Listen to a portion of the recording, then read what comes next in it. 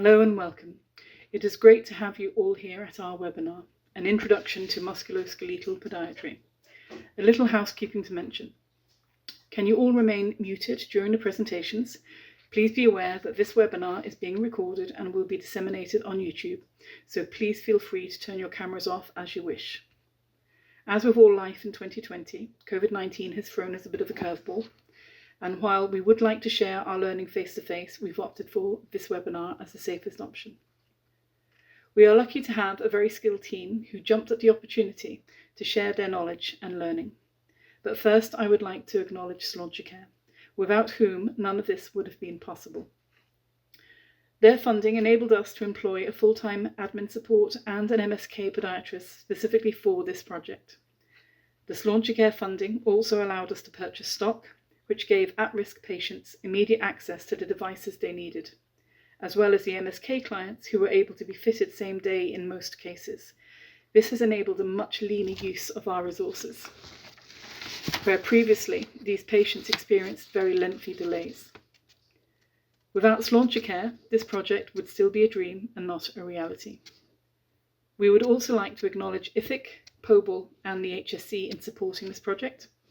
On the ground, we are fortunate to have wonderful colleagues in physiotherapy, nursing and orthotist services. Our local aids and appliances, finance and project management offices have been a great and patient resource, as has our local communications department, who have helped bring us here to you today. We couldn't do this without all of you. This has been an immense learning opportunity for us all. Our team ethos is always to put the patients at the core of our decision making. And so the Slaughtercare principle of right care, right place and right time has fit in perfectly with us. We were fortunate to have taken part in the Slaughtercare webinar in July of this year, in conjunction with our colleagues in Show 6, which was SIF 190. They have a similar project to ourselves. This highlighted the side of the project that addresses the need to immediately offload the ulcerated foot, whereas today's webinar focuses on the musculoskeletal side of the project, which is helping to address the long waiting list for footwear and orthotics in the Midwest. There will be a question and answer session at the end. We would like to encourage all of you to input any questions you may have to the chat box. They will be addressed after the final presentation. We hope you enjoy what we have prepared, and without further ado, let me introduce Yvonne Buckley, one of our senior podiatrists who is currently doing an MSc in motion analysis. Yvonne will be discussing the rationale behind custom versus stock orthotics. Thank you. Hello, my name is Yvonne Buckley. I am a senior podiatrist on the Slaughtercare project, and my presentation is about the stock versus custom orthotics. Clash of the Titans. Pros and cons of stock orthotics to begin with. The pros, they're really easy to use. They're really just for the clinic. You can cut bits away, add bits on. They're cheaper, and because they're cheaper, they're also easier to replace. You can grab them off the shelf in your store cupboard. They're a really good transitional device, so if you're unsure if they're going to respond to orthotic therapy, you can try them out with a stock, which is really good to figure out how they're going to respond. And again, transitional device for kids. I mean, as they grow older, they might need a custom device. Cons: awkward feet just don't fit. So sometimes the people with more structural issues might need a more custom made device. The durability, they tend to be quite soft materials, so sometimes that can lead to having to replace them sooner. You need to consider the BMI of the patient and therefore the density of the device. Are they going to deform the materials too fast? Does it affect the compliant materials options you've chosen? Do you want something rigid or do you want something really flexible? And that kind of really has an impact on the amount of force the patient's body weight is going to put on the device. You can't get your exact prescription, so they all have specs. And another part of it is patient perceptions. So if a patient is coming in expecting custom orthotics and then you give them a prefabricated or stock device, sometimes compliance can be part of that, like it's not made for me, so how will it help? And I think selling it to the patient is really part of that, and telling them, well, this is made for what I wanted to do, or this is the effect that I wanted to have, and this is what this device is designed to do. So then you have your pros and cons of your custom orthotics. So the pros, they can be durable depending on materials you choose. And as part of that, what you can dream, you can make. So if you have a really good relationship with an orthotic lab and you tell them, I need something crazy or I need something that's very unique, they can generally do it, which is very, very good service. Densities cater for the prescription. They take the weight of the patient, so that's taken into account, and they can adjust the materials based on the flexibility you therefore want. Stylish design, you can make them a bit narrower for, I suppose, women's footwear, and they can be a bit more long lasting. Again, that goes back to durability. Cons, they tend to be more expensive because they're custom made. They take longer to make, generally 4 weeks plus or minus, depends on what you're asking for. Again, the adjustability, it's really hard to get the same effect as a fully custom built device. When you slap on a met dome or something, it can affect the look of the device, and often it doesn't stick very well, and often it's easier to send it back to the lab to add it on professionally. If it's too hard, it can be altered, and this goes back to getting your weights right and the BMI of the patient. If it's too hard and the patient can't tolerate that level of rigidity, then you have to start from scratch. There's no way of making it more flexible. So, although it's a clash of the titans, I suppose the main message of this is they both work really well together. Whether you foam box cast or whether you scan, and having a stock orthotic. So the main idea is to be using both and to get the best outcome for your patients, because both have their pluses and minuses, as we just saw. So to make it easier to break down the thought process, I made this kind of algorithm. So what you should be thinking when a patient presents to you and whether a stock or a custom device is most appropriate. So for kids, they kind of break them into a more mechanical issue versus a structural deformity. So if it's a mechanical issue, like an overload kind of concept, or there's just a standard pes valgus foot type and they're getting pain. So generally there's quite good stock options available for kids from that point of view. You need to consider the weight of the child and what you want the device to do as part of that. So are they going to deform the materials? Do you want something soft and comforting, or do you want something firm to provide resistance, to give kind of a spring back kind of effect? And then that goes into whether you're going to choose your high density or your low density. And there are options within a lot of stock devices for that. But if you want the firm, generally you're going to go back to maybe a more custom made device. And then the other limb of that arm in the first part is your structural deformity. Like sometimes if there is a bone that's bulging, if there's a shape of a foot that won't tolerate a stock device, then you're going to have to think custom. And another part of it is how quickly are they going to grow? I mean, we've all seen kids, one minute they're small and then next minute they're huge, and that goes for their feet as well. So if you're going to issue them with a custom-made device, you got to think, is this going to last? How many sizes of footwear? And when a child grows, often a device can be quite uncomfortable after they grow. So sometimes with kids, stock is really great for them. Now, there's always going to be exceptions where you're going to have to need that custom-made. And as well, another thing to think of is activity levels. I mean, if they're going to be pounding on an orthotic, it's not going to last very long. But it is something to bear in mind what you're aiming to achieve with that orthotic for that kid. Adults, you have a little bit more to play around with. So adults, is it an overloading issue? So this is more probably for sports people who are doing too much or have increased their load too quickly. Then you're going to think of temporary offloading. It's not going to be forever. They just got to change their regime. They got to work on the strengthening to be able to take that load.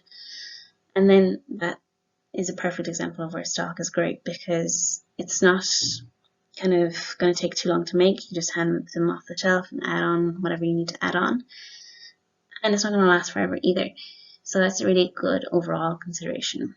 But again, if they don't fit into the realms of what a stock can provide with regards to weight and material consideration, so if you need something that's quite compliant, then you need custom made. Again, structural deformity, custom, mechanical, Again, similar to the kids, is there a stock item that will meet the needs of the patient?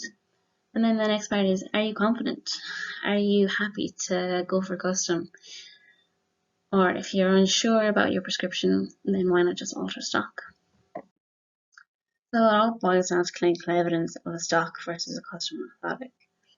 Now, there's very little evidence to discuss where an orthotic is better in custom versus stock. So this is a Cochrane review, and they looked at loads of studies, and they couldn't say that there was a big difference, but they said custom-made orthotics were effective for pes cavus foot pain and rare foot pain in rheumatoid arthritis.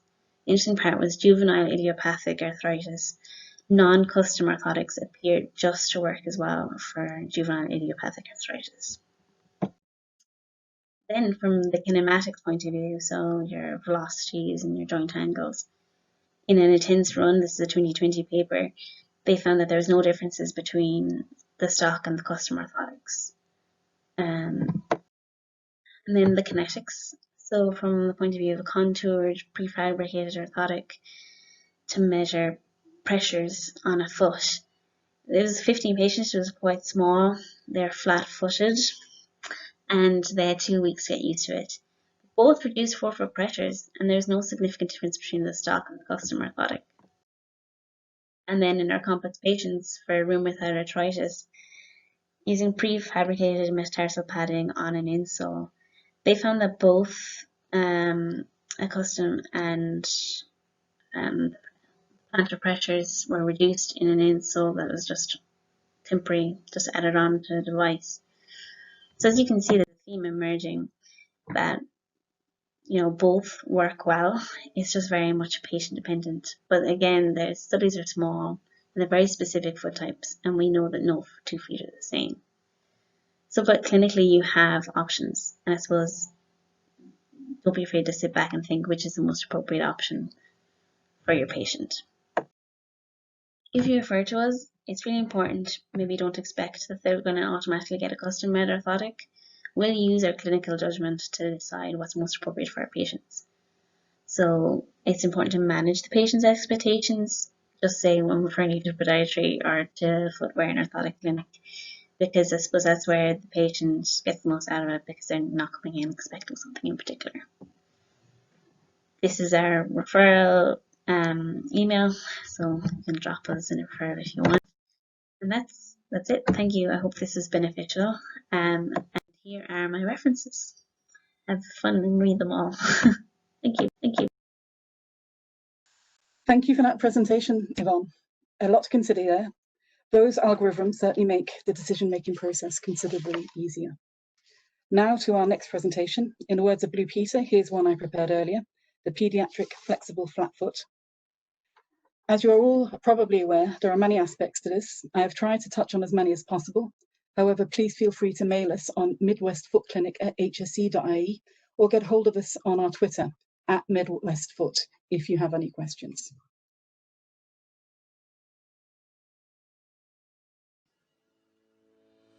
Thank you for joining us for our webinar from the Midwest. My name is Katie Flanagan and I am the Senior MSK Podiatrist here. Today I'm going to talk about the most frequent reason for the pediatric referrals to the foot clinic, flat feet, and in particular the flexible flat foot. We need an understanding of the manner of development within the pediatric foot and limb so we can have some chance of predicting if the presenting flexible flat foot will be outgrown or go on to cause additional dysfunction in later life. A knowledge of developmental milestones are essential when assessing any child. These are central to identifying where our expectations should be when it comes to particular behaviours. Also, they can give indication to underlying conditions where gross motor skills are behind the norm. As such, our expectations of what a 3-year-old should be capable of compared to a 4 or a 6-year-old helps form our conclusions when deciding upon a treatment pathway. It is a good idea to remind parents to bring the orange book to the initial assessment. It helps recall stages that can be hard to remember where there are a lot of siblings or the main caregiver is not present at the appointment. The pediatric flexible flat foot is often defined as an excessively pronated flat foot where the calcaneus is everted in those aged 6 and under. By definition of flexible, the foot could be corrected as opposed to a rigid flat foot, which cannot. The adult human foot has 26 bones and 53 intrinsic foot muscles. It also receives the tendons of all calf muscles, and if you count all ligaments too, there are 113 separate structures in each foot. But at birth, there is only one actual bone in the foot, the heel bone. During rapid growth postnatally, bones ossify and the baby will begin to wake there on average by the age of 7 to 9 months. The bones continue to form in the feet with the navicular, the keystone to the arch of the foot, not fully ossifying until almost 3 years of age. At this stage, you begin to see the arch in the child's foot. They lose the triangular shape of the baby foot and start to show the beginnings of an adult foot developing. As the bones mature, there are further ossifications and unifications up to the age of 20. The formation of the calcaneum, talus, and navicular and their supporting structures have massive significance upon the appearance of the flexible flat foot.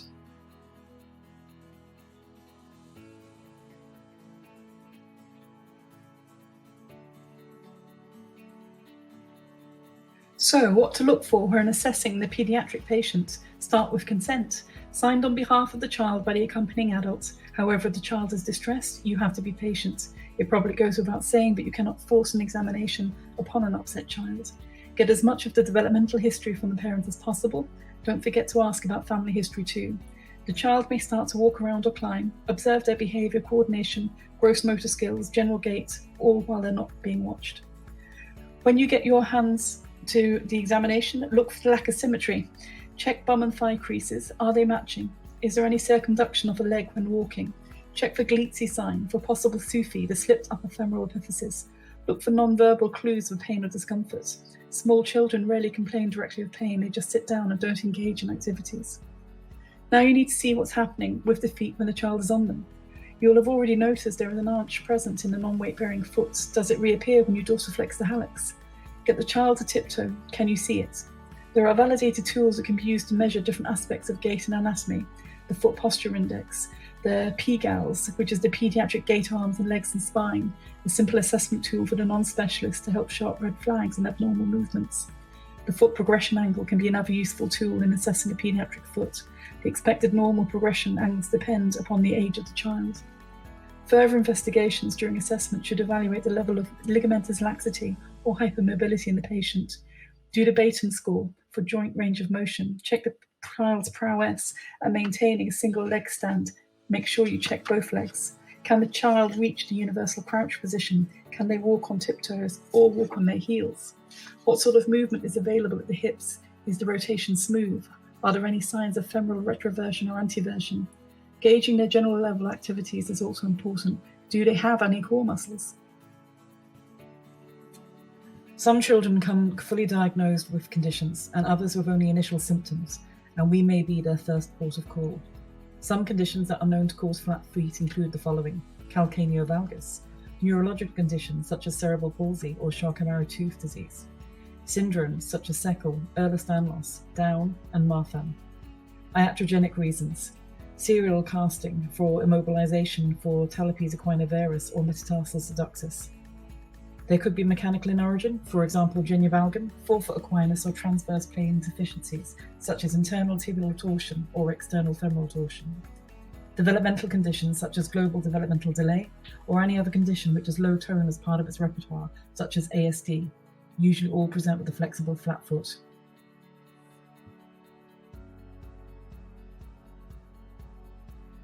And just to make it easier for you, here's the visual representation, where you can see the medial bulging of the head of the talus on the top picture, and on the bottom right-hand side, you can see the obviously everted calcaneum of both feet, left more than right.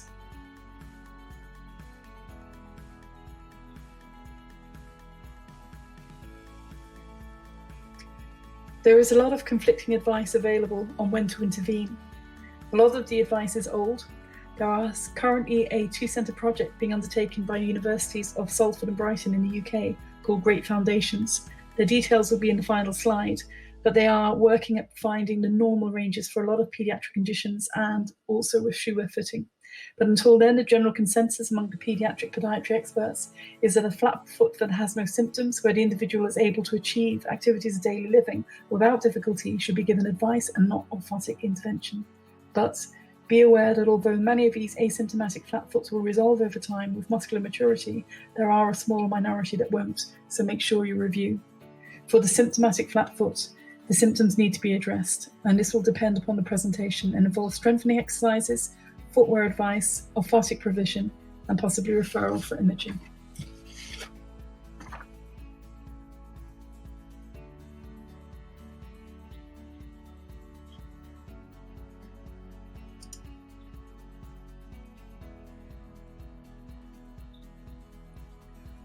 For effective treatment, the first step you need to take is to address any weak muscle groups, especially in underactive core, that will be impacting the symptoms. Keep exercises short and fun, and you'll have a much better chance of engagement. Funky coloured TheraBands, use of space hoppers and sit-in gyms for screen time and homework will all help keep the core engaged. Encourage walking on a daily basis, set realistic targets, and review the children within a month to keep them engaged. If you leave it more than a month, they will lose motivation. Footwear advice is huge. Thankfully, there are many styles to choose from these days. Encourage parents to get their feet measured every 12 weeks. Look for shoes with fastenings rather than slip-ons. And also encourage bare feet in the house as an aid to neural development, which will assist proprioception, balance, and coordination. Orthotic invention, where appropriate, is also key. I will leave it to my colleague to discuss the merits of prefabricated versus custom.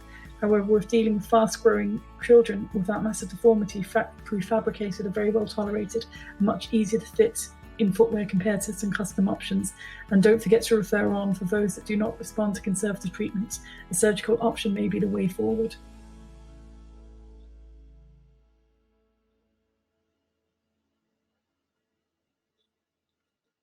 There may be some conflicting opinions on what is a good shoe for a flexible flat foot. However, it's probably not what Lady Gaga wears. When considering the flexible flat foot and what is required to help maintain the correct alignment and give stability to the growing foot, there are many choices.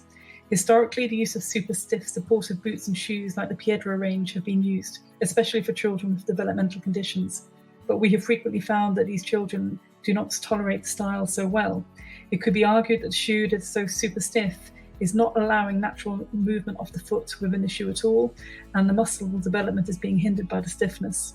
Too often we have seen children return to the clinic for review only to be wearing entirely different footwear, as parents report their refusal to wear them.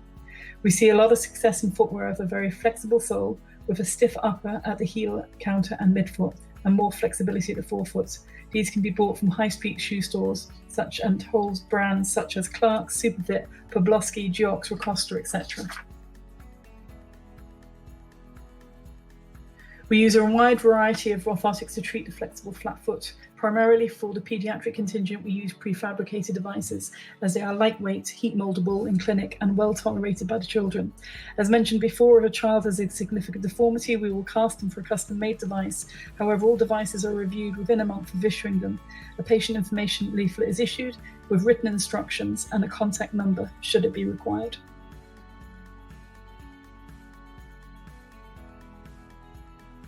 There are three main types of surgery for the flexible flat foot. The first is reconstructive.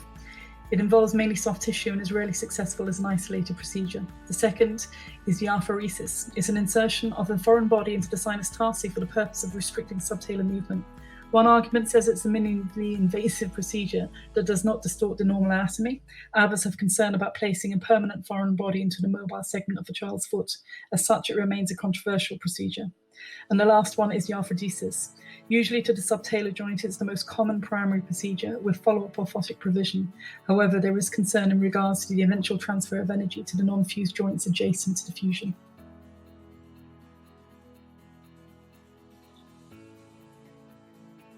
And lastly, to sum up, not all flat feet require intervention. The basics are important. Footwear should fit well, growing feet should be measured often and by people who are trained to measure children's feet. Sorry, Shoe Zone. Underperforming musculature should be addressed before orthotics intervention, or at least at the same time.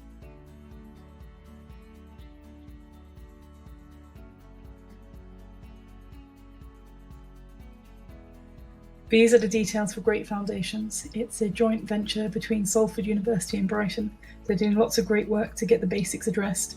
Anybody interested, please contact them through the following mediums: Twitter, Facebook, through a website, and you can email them. Thanks for listening.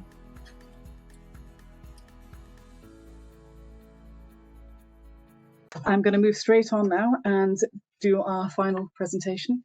And this is by Caoimhe Hoey, podiatrist, who has recently finished an MSc in sports and exercise medicine. Caoimhe will be talking about a case study in one of the common foot accessory bones, os navicular. Hi, my name is Caoimhe and I'm going to be presenting this case of os navicular in a young female teenager as part of this Sláintecare MSK webinar.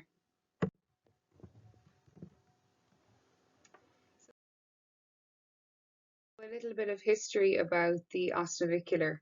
It is a normal variant in 2 to 21% of the population.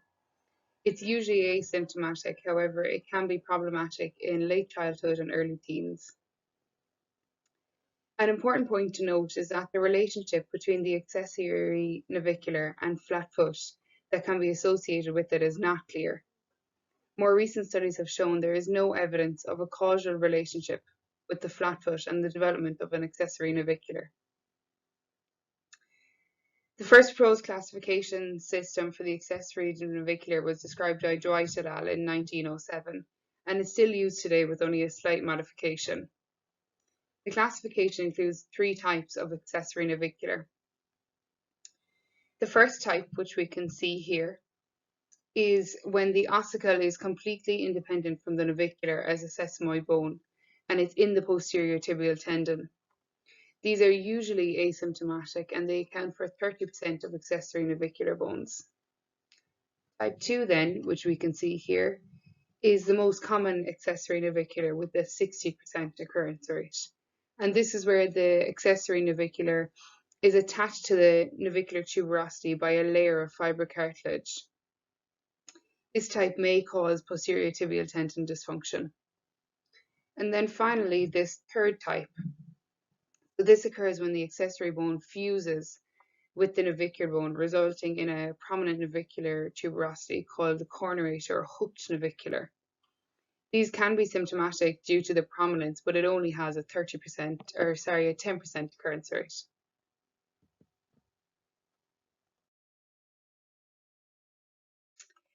So the case history. Patient is a 12-year-old female with a 2-year history of ankle pain. We call her patient X for anonymity purposes. She used to play sports quite regularly and has since given up due to the extent of pain. She has pain some days during school where more walking is involved. 12 months ago, she attended orthopedics in Limerick where she had an x-ray and she was told that she had an extra bone in her foot. Unfortunately, neither X or her mother had the report to hand when they attended in the clinic. The image below depicts what type of each accessory navicular would look like on imaging. So firstly, you can see this sesamoid accessory bone. So this is the type 1 accessory navicular. Then type 2, where you can see the accessory bone, but it's slightly attached with this fibrocartilage layer here. And number 3 then is this cornuate or hooked navicular, which has quite a large prominence to it.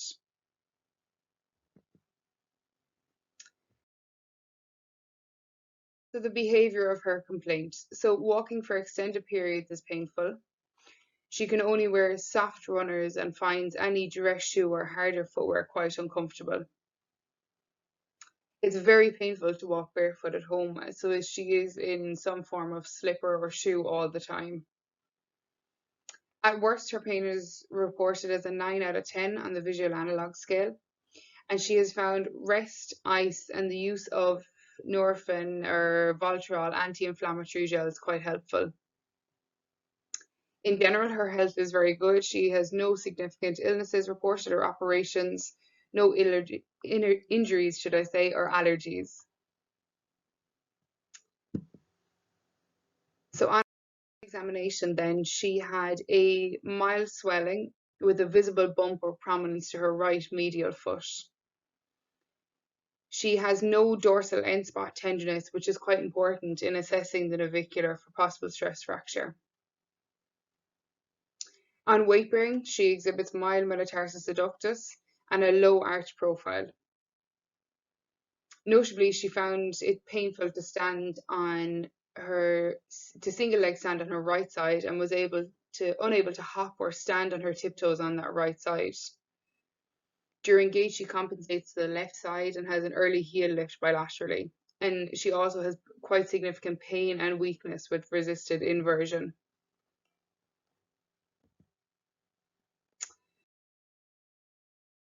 So on to differential diagnosis then.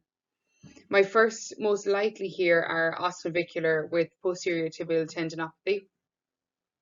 Secondly, and important to consider, is a navicular stress fracture.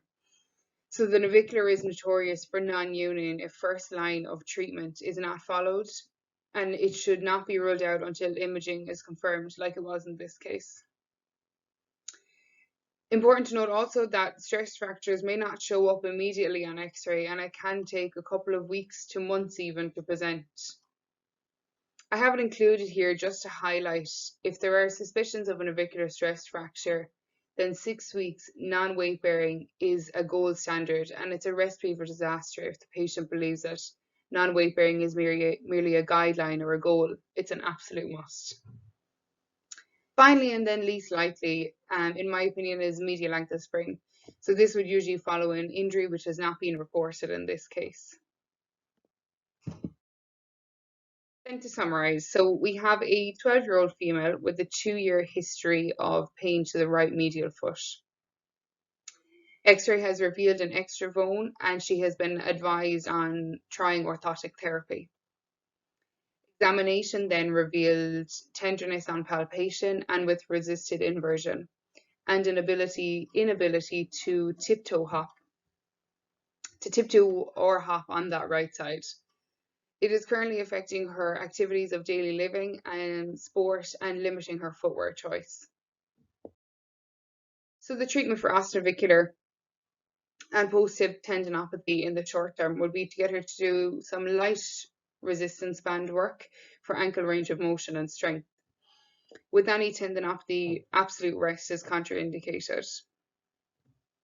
Low volume heel raises to begin with, which can be gradually progressed.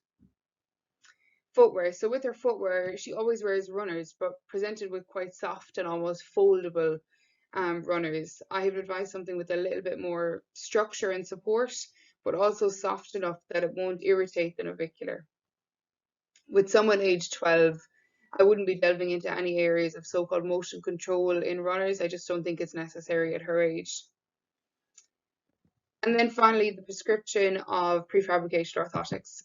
So we want something with high medial and lateral borders, a deep heel cup, a low metatarsal dome, and a first met recess to encourage that first met to plantar flex during gait. So our orthotic aims. Our overall aim with the orthotics is to reduce the stress on the posterior tibial tendon during gait and to decrease the pronation moments during gait to reduce that stress on the navicular. Our goal is to offload the navicular as much as possible here. So then our long-term goals. So long-term treatment would consist of continuing to strengthen the post-hip tendon into a strong and robust tendon that can withstand load and volume. We want to continue to offload the navicular in a cost-effective manner while the patient is still growing. And this is important because we want to ensure that offloading the tendon is possible with a prefabricated orthotic initially, and then consider a custom-made device once growth has slowed down. At 12, patient X is entering her peak height velocity stage, and her shoe size will naturally increase quite quickly. The financial burden to change custom-made orthotics very regularly through this growth phase is very high in comparison to using a prefabricated device that will not compromise the level of offloading and support that she needs. Finally, then, we want to reintroduce sport in a gradual and controlled manner. Sport is so important for late childhood and early teens for not only their physical health, but also their mental health also. We want to encourage someone who is interested and keen in participating in sport to keep up that participation. Thank you all so much for tuning in and listening. And if you have any questions, I would be happy to take them, or my email address is below if you have any queries. I'm happy to chat whenever. I have also included the Midwest Foot Clinic email address if you have any further queries, and you can also follow us or send in some questions at Midwest Foot on Twitter. Thank you. Thank you for that, Quiva. Some great work there, and definitely some interesting insight into stress fractures and their potentially delayed presentation. So now we will move on to the questions and answers, which will be hosted by Darren McLaughlin, our senior diabetes podiatrist, and the lady who did an awful lot of work to organise us and make us ready for today's webinar. Thanks for bearing with us with our technical difficulties. That's another part of our learning curve today, and we shall improve. Darren, over to you. Thank you so much for that. We have had a good few questions in over the chat. So what we're going to do is address them maybe by speaker, if that suits. So my first question is for Yvonne. And Yvonne, somebody has asked, do you prefer custom orthosis for certain chronic disease groups or patient groups? Not really. It kind of depends on the person and the patient. Generally, though, if you need to offload something in particular, like for a diabetic patient with a previous ulcer, you're going to choose custom because it can offload it a lot easier. Again, if it's a structural issue, then you need to think about that as well. So it's very person specific. It's not really chronic disease versus a different disease type. Amazing. And I have a second question for you in here while I have you. Is it that, do you think that the time of acclimatization to prefabricated insoles and custom insoles was addressed in those studies? Yvonne, I can't hear you. So Yvonne, you just might want to make sure that you are connected to your audio.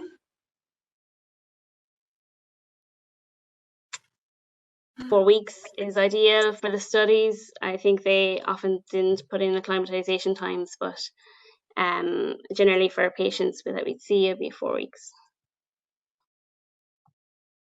And for a question for Quiva Hoy, how is the 12-year-old girl now? So how is patient X now?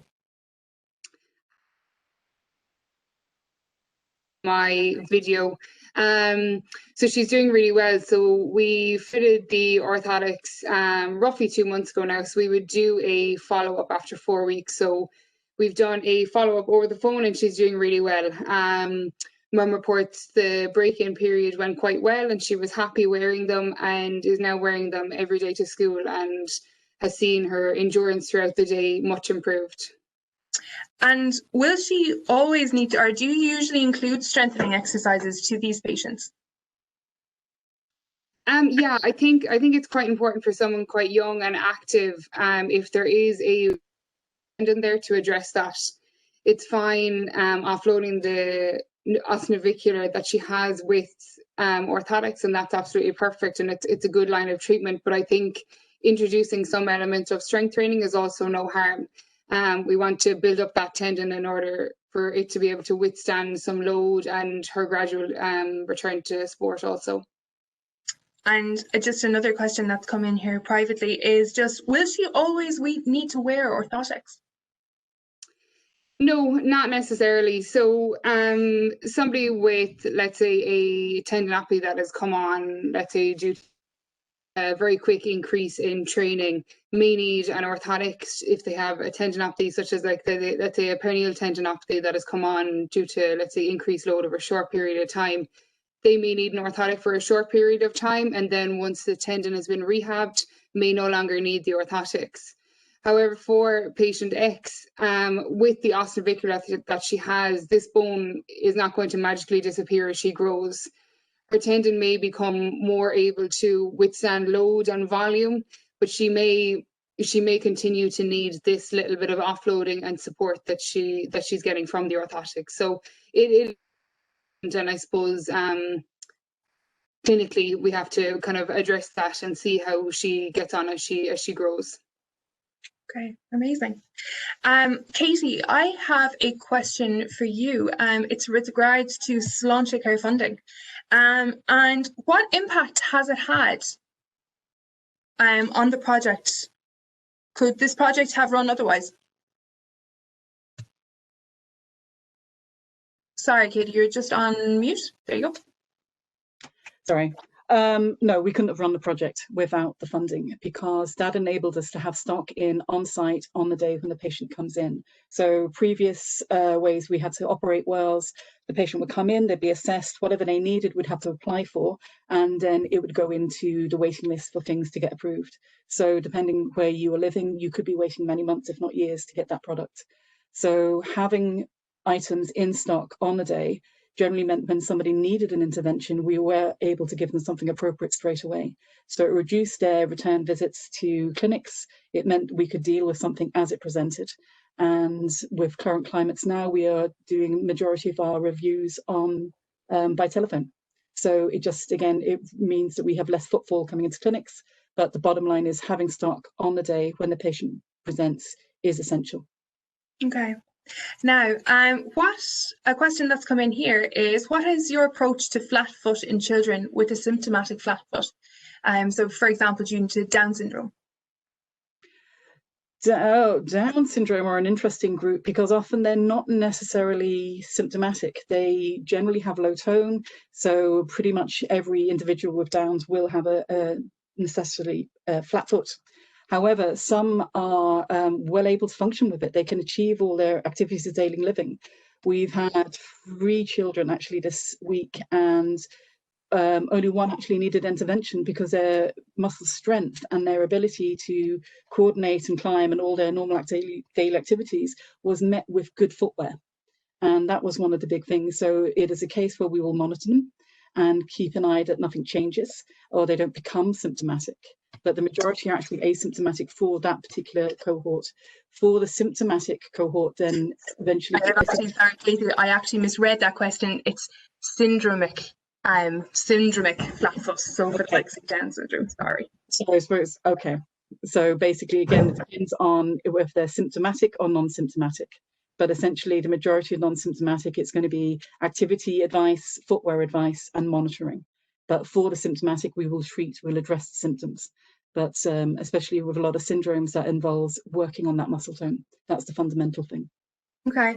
And how do you know that it's flat foot and it's not something else? Essentially, for a flexible flat foot, you will have the 2 components with the everted heels, the everted calcaneum, and you will also see the bulging of the medial head of the talus. It can be confused sometimes with other pediatric conditions like forefoot adductus and some other things that might be of more neuro origin, but essentially it's correctable. So flexible flat foot can be corrected. And like I say, it will have the medial bulging and the everted heels. Amazing. Is there any other questions from, we have a question for Quiva.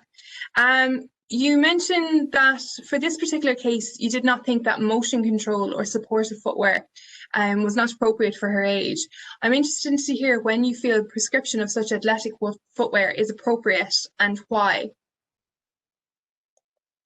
I think it's an interesting topic in motion control footwear, and something that Simon Barthold spoke about recently, and he quite quickly dismissed the use of motion control footwear in general. I have to say it would be, as cliche as it sounds, quite patient specific in discussing motion control footwear, and also it depends on patients' activity levels. So different footwear will have different levels of motion control and so-called stability. But I think if the control that is needed is in excess of what the shoe can deliver and the shoe can stabilize, then discussing this with a podiatrist or a healthcare practitioner is most important. I think if someone needs a degree of motion control and they're looking for a motion control footwear, it is only going to offer as much as the fabric in the shoe can withstand. So I think that's important to consider also. But yeah, like I said, discussing with a podiatrist or somebody who regularly deals with footwear in a trained footwear fitting scenario, then that would be the best option. Amazing. Have we any other questions? For Katie, what we might do is use this as our last 2 wrap-up questions. Katie, for the flexible asymptomatic flat foot in children or teens, do you recommend orthotic intervention? Sorry, Kate, you're on mute. Okay, sorry.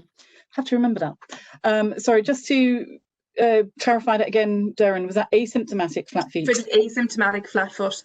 No, it's not. Into the orthotic intervention's not the first port of call. The first thing really is to assess the muscle strength and tone of the individual and address that first, because otherwise you're shoring up a skeletal system that's not working as effectively as it could. So, you know, you can do it in tandem with them, but really you have to address the muscle tone first and address the footwear. Okay. So, but essentially by being asymptomatic, you're seeing a visual representation of the foot that can often correct over time as a child grows and gets better control of their muscles. So rather than potentially hinder some of that development of the intrinsic foot muscles, again, monitor, review. Perfect. I've got a question for Yvonne here. From what young age can you give insoles for symptomatic flat feet in children? Generally, for kids, if they're asymptomatic, is it? They symptomatic. No, symptomatic flat foot in children. Oh, symptomatic. Well, like they don't really recommend an insole from age 3 on, really. I mean, there's very small sizes now of a stock device, so there is options for really small fitting ones. So I suppose it just depends on whether they're symptomatic and whether it's really warranted, and if you've assessed tone and things like that as well. Amazing. Now, I've had a request here from one of the participants who'd like to make a quick comment on orthotic research from Yvonne's session. So, Adam, would you like to unmute yourself and ask your question? Perfect. Yeah, sure. It's casual Fridays in my house, so I've got a hat on. Apologies. Yeah, just a bit of a comment. So, obviously, we all like to practice in evidence-based fashion. The issue with orthoses in research is that there's a big disconnect between what academics do or practice or prescribe versus what's actually done in clinical practice.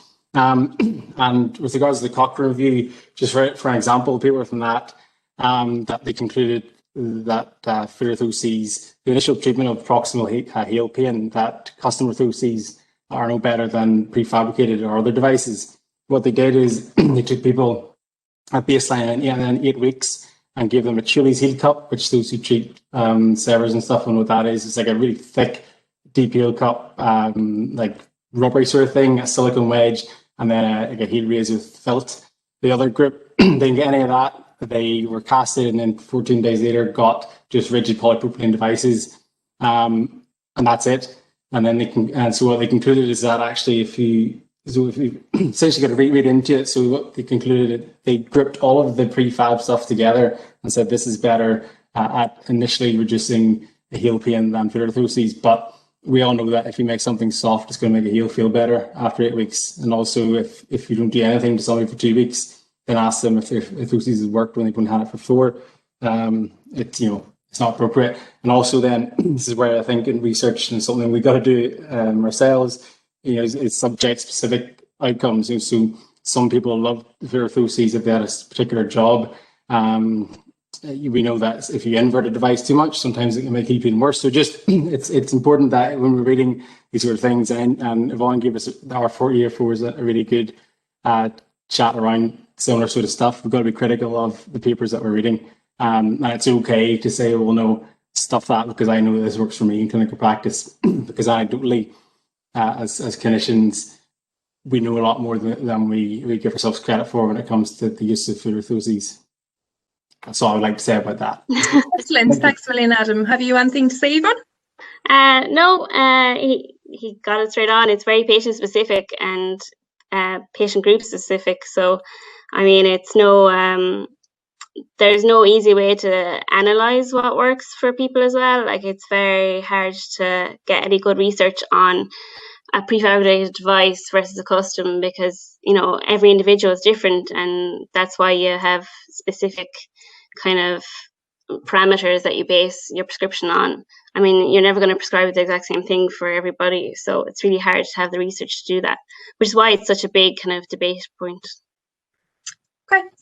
Now, we're just coming up to our time, so I'd like to thank everybody for taking part. Again, just thank the Sláinte Care team and all of our local teams around us for helping us getting up off the ground with this. Again, apologies for the gremlins, first time around. So what we'll do is everything will be available on a YouTube link that will be disseminated out to everybody afterwards. You can expect that in your inbox in the coming days. If you have any questions in the meantime, you can get on to us. We are at Midwest Foot Clinic at hse.ie. So that's Midwest Foot Clinic at hse.ie. We're also on Twitter at Midwest Foot. And if anybody has any questions or feedback or any suggestions or anything that you'd like to get in touch with us about, please do. We'd be delighted to hear back from you. Apologies again for the IT, but we'll have it for the next time. So thanks a million for all. I hope you have a lovely Friday and a happy and safe weekend. Thanks a million.